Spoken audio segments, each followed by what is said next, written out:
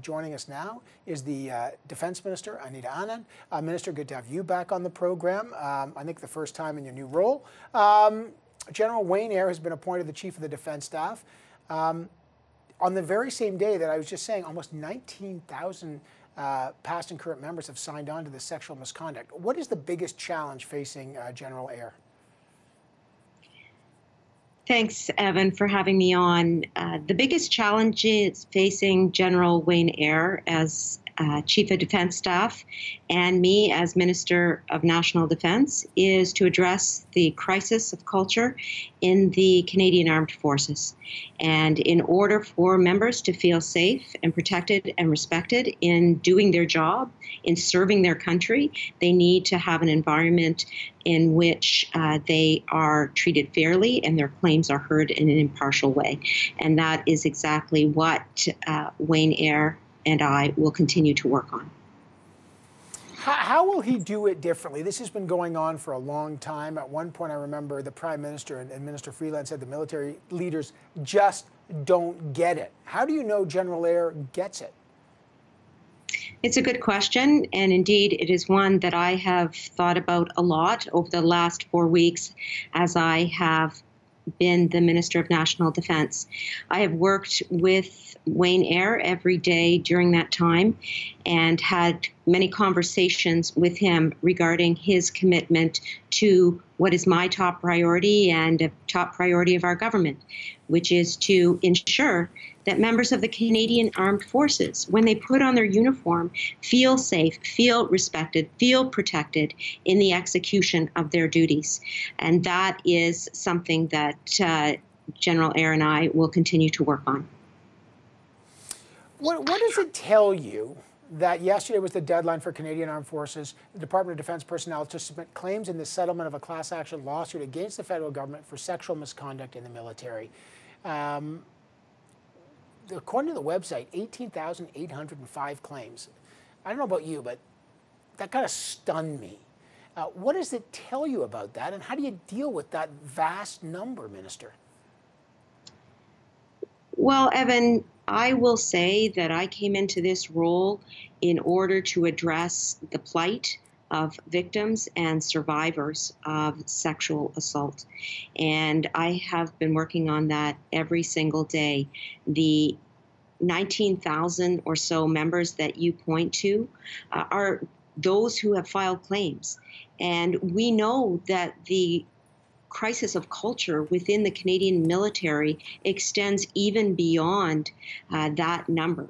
So this is an important, indeed crucial issue that we need to address, given the crisis of confidence that members themselves feel and that therefore Canadians at large are very concerned with.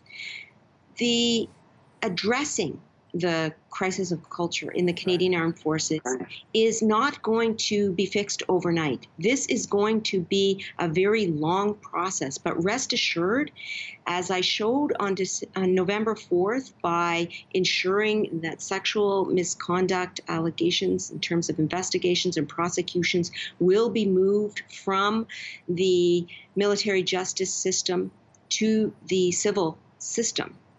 That's just the first step. We need to keep working on this. Bill C-77, Declaration of Victims' Rights, the investment that we are making, $236 million from Budget 2021 into addressing sexual misconduct in the military, and indeed the reform of the military justice system that I just mentioned. Those are all parts of this, but I need to make sure that we have institutions in place, and General Wayne Eyre will be committed to that with me.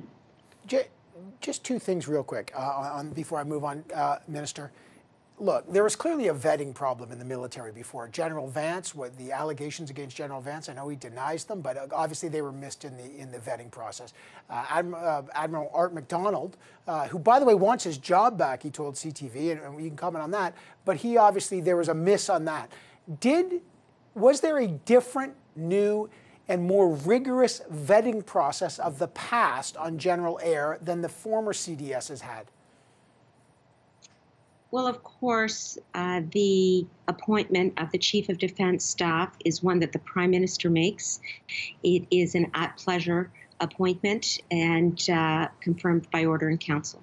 And indeed, when I came into this role, I definitely voiced my concern that appointments may be made in a rigorous and very, I would say, fulsome way, comprehensive way.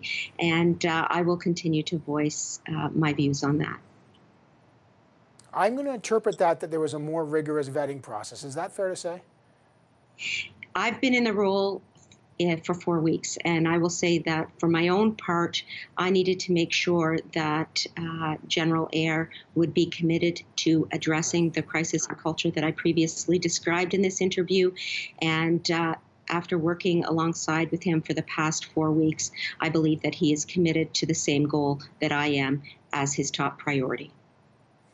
Department of National Defence and Canadian Armed Forces are still planning to issue an apology for the victims of military misconduct. The plaintiffs in the settlement requested that. When will they see it? That we are planning will occur, if all goes well, prior to the end of the year, and we are in the final planning stages to ensure that that occurs. I feel very strongly that the victims and those who filed under this class action suit do receive an apology, and we look forward to ensuring that that occurs. Okay, an apology coming before the end of the year.